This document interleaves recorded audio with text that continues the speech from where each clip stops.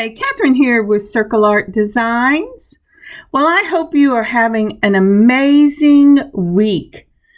This, for us, is Thanksgiving week, and we have been busy getting things together, but I didn't want to miss my time here with you.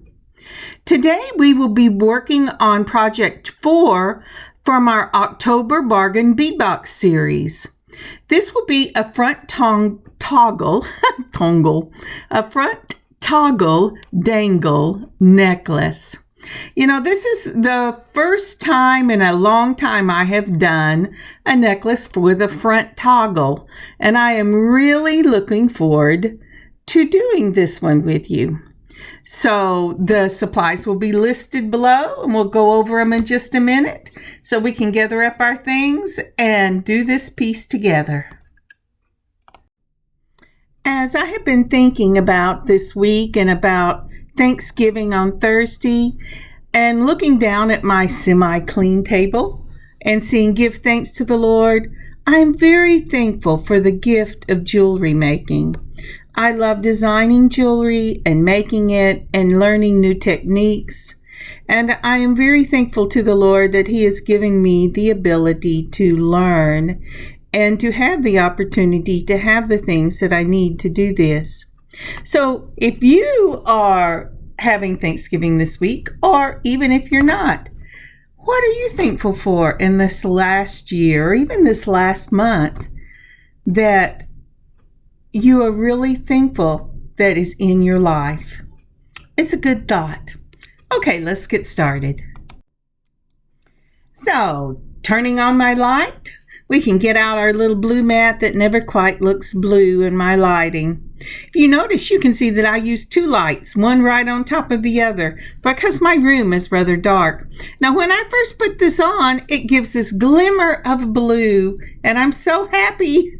And then I look later, and it really does look kind of blue-gray, but it's this brilliant, bright blue. I'm so sad that it doesn't show up. But I'm still glad to have the opportunity to do this. Now you're going, what are you doing, Kathryn? I'm trying to get that pin centered. I think, okay, I've got it. So let's get started and see what we are going to use today. This is your 1 millimeter of your 5 by 4 millimeter chain. Let's see if we can. This is a brass chain in a rose gold. It's very light. It's very light, but it seemed to be very strong, and I loved it. And the next will be the toggle, which is also in a rose gold, and this will be the front or the pendant piece of our necklace. Isn't that a pretty toggle? I just love the design on it. I'm not a big toggle person. I don't ever put them on my bracelets or necklaces. But you know, using them in the front as the centerpiece, I think that's amazing.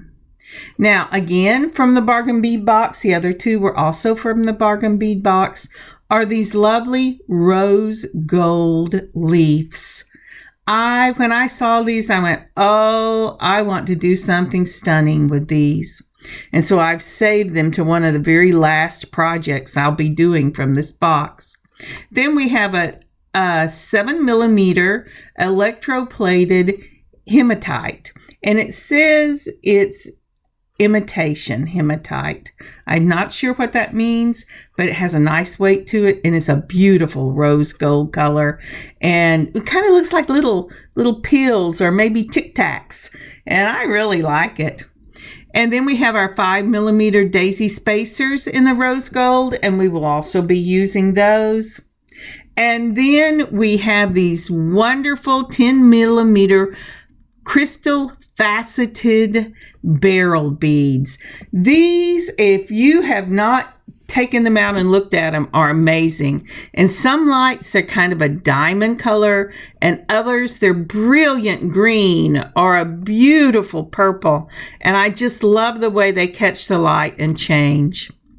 From my own stash, I will be using the rose gold eye pins. We'll also need for this our curved nose pliers, and I'm going to be using the looper for this, the small one, and I'm going to be using my straight nose pliers, and I'll also be using a pair of chain nose pliers. I just didn't have them at hand. Oh, it jumped, so I got them, and there they are. So I have the chain nose, 2 of those, a round nose, and my straight nose pliers and wire cutters. So I've put all the beads out. I'm sorry you can't see them all in my teeny little workspace. I've made sure that the ends of the eye pins were closed. And we're going to start off with that rose gold hematite, plated hematite. And then we're going to put on one of the rose gold spacers, and then the beryl bead, another rose gold spacer, and a hematite. And this is going to be the component we will be using with the chain for our necklace. So to close this, you can go ahead and use your straight nose pliers and bring it around, but I'm just going to use the looper. I have it, why not use it? You put the looper, you put the eye pin through the looper, you mash the handles together, and it makes this nice little loop. Then to close it, you use the straight nose pliers, and you go ahead and bring it around so that it touches the circle touches the eye pin. Now the next thing, what I'm doing here is I want my circle to sit right over the top of that hematite, plated hematite. And so I was moving it slightly and making sure it closes, and that is our first component. The next thing I was checking is to make sure that my loops are on the same plane. You don't want them crossing each other. You want them to be in the same plane so that when you put the chain on, the chain and your component will all be in the same plane. So again, let's do this again. We're going to do the hematite, a daisy spacer, your beryl bead. See how it's changed and it looks almost diamond-y there? And then a daisy spacer and your hematite. Okay, so when you turn this, I hope you got a glimpse of the purpley color. I love that. That's just gorgeous. I put that across my looper, mash the handles, and I get this lovely little question mark. So I'm going to take my straight nose pliers, I'm going to bring it down, then I'm going to make sure that that loop is setting in the center of my bead. When you close your loop, sometimes they have a tendency to run off to the side or to the front, and you don't really want that because it'll make it lay funny with your chain. So just mess with it a little bit till you get it right even with the top of your component. Now I'm checking to make sure they're in the same plane. These were slightly twisted. So I'm going to check again and go, okay, yep, that looks like it's in the same plane. I'm going to lay it down and look at it because I never trust it I just don't. I have to lay it flat to make sure they're in the same plane. So we're going to make 2 more of these off of camera because it's already going to be a 30-minute video. And with the magic of video, there are 4 of them. Now then, we're going to take that lovely rose gold chain. Now for the chain section of this necklace, we're going to need 3 sections of chain with 20 links for each side of the necklace. So what I will do is I will count the chain links to 20 and then I'll cut it. And I will do that 3 times. That will make a total of 6 20-link chains for this necklace. 3 on one side and then 3 on the other. And you might be wondering, well, why 20 links and why 3 chains on each side. Why not just one large one?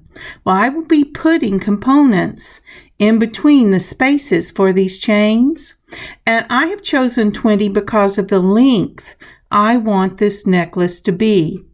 When you determine the length you want your necklace to be, that will determine the links you need. So again, I'm counting out 20 of the links. I'm going to cut it, and then I'll have one for the other links. Now it says, oh, it's not going to come apart. I didn't cut it well. Sometimes I think, didn't I hit that wire? But sometimes it just doesn't. So we're going to have to count it again, and then we'll cut it. While we're counting this, would you take a moment and like this video and leave a comment? That would be so appreciated. Thank you so much. All right, on with the counting. So I'm counting out my 20 because I want quite a bit of length between these since I'm only using 4 of them. I don't want to overpower the toggle pendant at the bottom. I just want a nice balance. Once I've cut those, I give you 2 fingers to cut 4 more. In actuality, you're going to need 3 pieces for each side. But I had you cut 4 because I had the hopes that I wouldn't have to count it. Whenever I cut the rest of it, I could just eyeball it. But this is going to be a counter for me. Okay, these are my oval jump rings. As I said, these are 2 or 3 millimeter. I'm not quite sure which. I think it's 2 by 3 millimeter for the ovals. And I'm going to use the gold. I'm using the ovals because they match this chain. Have I told you that already, or did I just dream it? Well, I'm telling you again. I'm using the ovals because this is an oval chain. Even though one is gold and one is rose gold, they will really match well when you get it all put together because of the consistency of shape. When you're doing something like this and you have to mix your metals, you want a consistency either in shape or in color or in number so that it matches well together. So I've got them all laid out. It's time to go. I'm going to hold these teeny little, I'm sorry, my fingers keep falling off. This is really hard to see. They're so small, but they're so worth it. Anyway, go ahead, open up your jump ring. If you haven't opened a jump ring before, I'll explain it a little further down here. Once your jump ring is opened, you're going to put on your component, and then you're going to add your chain and close the jump ring up. Now, when you're opening jump rings, hold it between 2 sets of pliers, preferably smooth so that it doesn't scratch it. Twist one wrist, never pull, and then put your component on and a second piece of chain.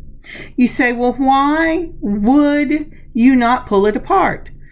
You can make it round again. Well, you might be able to. I have never successfully made it round or oval again. But what happens is, like clay, wire has a memory. And once you have misshaped it, it will want to go back into that misshape, and it will make it weak, and your pieces will pull apart more easily. So again, we have opened the jump ring with just a twist of one wrist. Then we're putting on another component, and we're going to put on the end of the chain, so that now you have a chain, a component, a chain, and a component.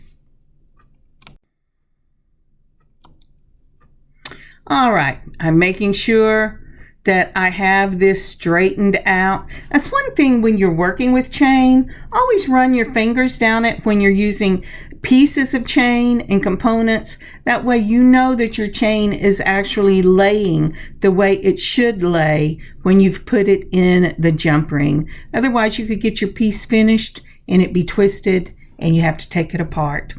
So I've opened up another jump ring. I have put my component end on it, and I put my third piece of chain. And I'm very careful. I lay that chain out and pick it up and try to keep it exactly where the direction it needs to be, so that all of my chain is running the same way. It takes a little more time, but you know, in the end, it makes such a beautiful piece. I have seen pieces where people have just gone right on through and not paid attention to their chain, thinking, oh, it'll turn out all right. And it didn't. And when they wore it, the chain was twisted. I'm sorry, I was putting the component on the end of the second chain. So it's chain, component, and then your third piece of chain. And so I'm going to lay this down here and make sure I've got everything going the right direction. And that's exactly what I'm doing right here before I go any further. And then I'm going to do exactly the same thing on the other side. And you might be thinking, well, why did you even cut it? Because your closure is going to be in the front. Well, you know, that's true. You can leave it as one large piece and just put your closure in the front. Or you can join it in the back with a jump ring, and that I'm going to do once my second side is finished. So let's go ahead and lay this down. Oh, I wasn't careful when I was laying that down and it's twisted. It'll drive me crazy in a minute. I'll have to go fix it. Let's see here. Okay, so I'm trying to show you we've got them and they're lined up. And so when I join this in the back, I'm also going to use one of these oval jump rings, but instead of one of the small ones, I'm going to go one size up and join those at the back because I want it to be slightly sturdier in case it gets tangled in my hair. So that is the next size up on my set of jump rings. Okay.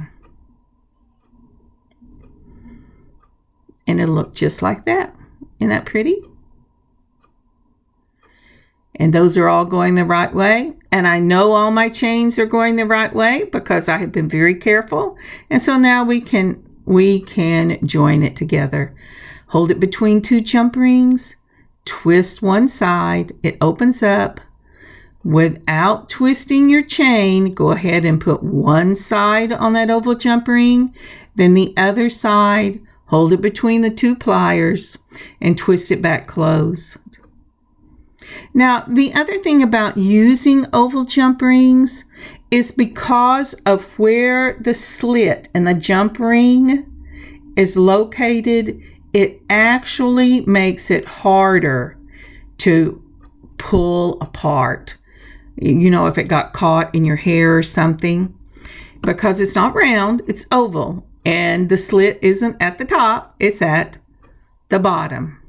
So now then I'm pulling out, I'm sorry, it's not at the top, it's in the middle. Okay, so now I'm pulling out my toggle, that rose gold toggle, and we're going to use that on the two ends of the necklace. I'm sorry, I was going, what am I doing? Oh, I know. Off camera, I flipped this thing around so it would be in camera and you could see it. All right, so I've opened up my jump ring, and with this one, I've gone also and used the one size up for the strength of it instead of using the ones the same size as the ovals in the chains. I put on my toggle. I put on my chain, and I'm going to close it up just like that. I'm going to lay it flat and make sure that I don't need to fix it. And it looks good. All right. And then before I put on this beautiful circular opening, I'm going to make some dangles. That's what makes this so pretty. Now off camera, I have gone ahead and made 3 more of the components that I have used in the necklace so that we tie this together and balance it. To these components, I will add the beautiful rose gold leaves. I have already cut my chain, and the chain will be 7 links. And I'm counting it to make sure it's 7 links. I'm sorry, my hand is hiding it, but it is. And then I'm going to do 10 links in the middle and another 7 links. So I have 7, 7, and I'm going, what did I do with my 10? There it is. And there's the 10. So that it will give it a nice staggered look, just like I have the components out. So the first thing I'm going to do is I'm going to take this chain and I'm going to put the component on the end of it. Now you remember we used the small ones on the necklace, so I don't have any fear of them not being able to hold the component onto this piece of chain.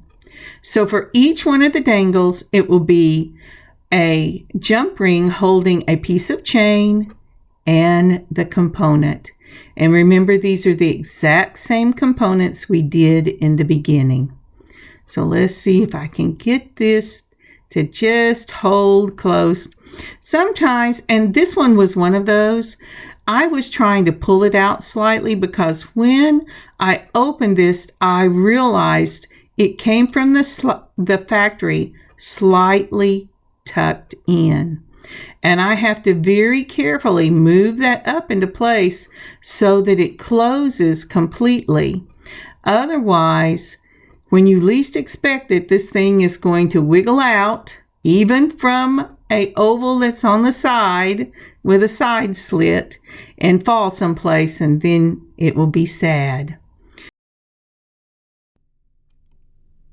We're going to go ahead and put the chain and components all together. We add it to the ring. And I want you to know, I really enjoy these 10 millimeter, I did it again, 10 millimeter crystal faceted barrel beads. These are in green iris, and it's that green iris color that gives these things such a beautiful iridescent to them, because I hope you're catching this as I'm filming it, but as they swing through the light, sometimes they have a beautiful green, sometimes they're kind of a diamond color or a silver color, and then sometimes they have that beautiful light purple. It is, or maybe it's magenta. I'm not sure what you would call it, but it is just really beautiful. And what this does then is it gives you the opportunity to wear this with a lot of different styles and colors of outfits, and I think that it is just an amazing stone. I have gotten some of these in a hexagon before that were also in that green iris, and I made some bracelets and put up in the shop with those, and they're just absolutely as stunning as these are. And I don't run across them very often. So if you get an opportunity to go on to Bargain Bead Box or Bead Box Bargain, the sister store, it is well worth checking them out. Okay, now that we've got them all on, we're going to go ahead and we're going to put our leaves on. I'm using 2 sizes up to put these beautiful rose gold leaves on. Now the leaves from the Bargain Bead Box, they have a curve to them. And when I first put them on the jump ring, I only did 1. And you will see as the video goes on, I go ahead and put 1 facing forward, and then I put another one facing the other direction. So if this twists, you get a beautiful leaf texture to look at either direction. But isn't that beautiful? You put it on a jump ring, there's a little hole, and then I put it on the eye of that eye pin on the bottom of the connector of the, yeah, I'm sorry. So anyway, so we're going to do that to all of them. Open the jump ring up, put your leaf on, put not connector, component, and then close it back up. I have not got exactly the, oh, I don't know the word, watching myself do something as I am voicing over or doing a voiceover for what I have filmed can be quite distracting sometimes, because I look at it and I go, am I talking in the right place? Is this what I'm supposed to be doing now? So when you see those pauses, I have gotten caught up in what I'm seeing on the screen, thinking it's what happened, is what is happening, what I think is happening. And I always kind of pause and look, and then I have to stop and think, oh yes, that's where I'm supposed to be. All right. So we've got the leaves on the bottom of these beautiful dangles. This is going to be such a lovely necklace.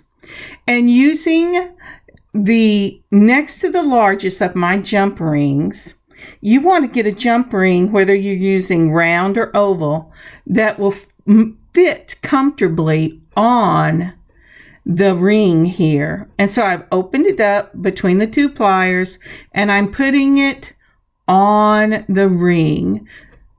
So I have put the jump ring on the ring, and then I have put the dangle on the ring, and now I'm going to close it up. This can be a little tricky, especially if you're using the oval, because sometimes it wants to get caught in the little part at the bottom, but just kind of shake it around and it's just fine. Now this is the 7-link chain, and then I'm going to put the next one in the middle, and that will be my 10-link chain component. And make sure you pay attention to where you're putting these, because they really do have to go 7, 10, 7. Otherwise, using the oval, I start to say otherwise they'll jump over each other. But using the oval, there's less likelihood of that. That's one of the reasons I like them on this type of necklace. Isn't that so pretty? Oh, move my hand. I want to show them what it looks like. It is so pretty. There you go. So I have a 7 on the left and I have the 10 in the middle. And those rose gold leaves are really, really beautiful. And then I'm going to put the last one. That's a 7. It goes on the other side of the 10. And I'm just going to slip on that dangle and then slip it on to the toggle or the circle. I'm not sure what you call that. I call it several different things. I would call it just the pendant or the connector, because I like it. But yeah. Let's see here. Now, isn't that really pretty? Just really, really pretty. And then we're going to go ahead and put this on the other side of the necklace. Remember, we have the toggle on one side, and now we're going to put the closing circle on the other. So I'm trying to kind of get everything out of the way so you can see what I'm going to do next. I think I am a messy maker. I have a tendency to pile everything up in the center, and then I have to move it out of the way so you can see. Now, if you will look here, I have gone back to the medium size jump ring, not the large one, not the largest, but the next size down. But you can use any jump ring that you want. It just really depends on what toggle you are using, toggle clasp you're using, and how wide it needs to be. But I've closed it up, making sure that it was nice and straight on the end of my chain. And that's what it looks like. So pretty. So, so pretty. And then, because I want to make good and sure this is on, I'm going to use another one of them. And my hole is big enough that it will take both of these. Sometimes, depending on what clasp you're using, you can't get a second one in there. But I put it back through the same chain and through the loop for the circle. And then I'm just going to close it up. And that I like the look of a double jump ring, and I like the security of a double jump ring. Now, I did not put a double on the toggle itself. I could have, but I chose not to. So this is going to make a beautiful, beautiful pendant piece. And now I have, remember when I said I decided to go ahead and put more leaves? Well, the way you do that is I'm not going to use another jump ring. What I'm going to do is get out 3 more of the leaves. I'm going to pick up the piece and open up the jump ring that I have the first leaf attached with. I'm going to turn it over on the back, and then I'm going to add a second leaf. But where the curve is going in on the front, then I'm going to put the curve going in on the back as well. So if you were doing material, if you were sewing, you would be putting wrong sides together. Does that make sense? But it just looks so pretty. And it gives it a fuller look and a more balanced look on this necklace.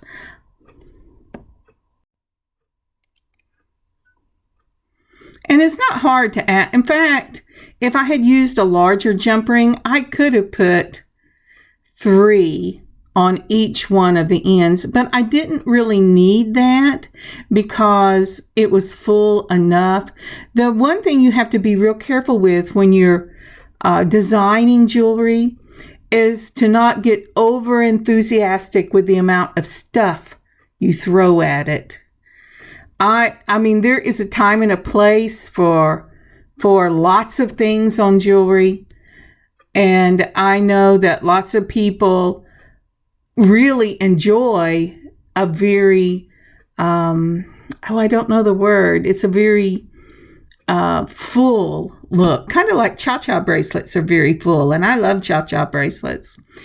But you have to be careful not to go over, to step over the line whenever you're doing that, because then it'll just look cluttered. So when you're making a piece, if you've done a lot to it, my daughter is the one who taught me this. Put it down, step away, come back to it in an hour or two, and decide, do I really like this? Do I have too much? Do I have not enough? And if when you look at it, when you come back to it and you go, oh, isn't that lovely? And that's what I'm going to see here. Isn't that lovely? With in this light, you can see the greens and the purples and the silvers and the clear. And I told you, you couldn't really tell where those gold jump rings go. They just blend in perfectly. But as I was saying, if you look at it and you go, oh, I don't know if I like this, then take a few things off. Or if you look at it and you say, boy, this sure looks sparse, then add something. That's the beauty of being your own jewelry designer. You can make it exactly the way you like it. But after a while, my rule is always start sparse and build. Step away and then come back and decide, do I really like this? Or do I need to do something different? After all, it just takes a little time. Even if you were wire wrapping, all you'd have is the loss of a little wire and to start again.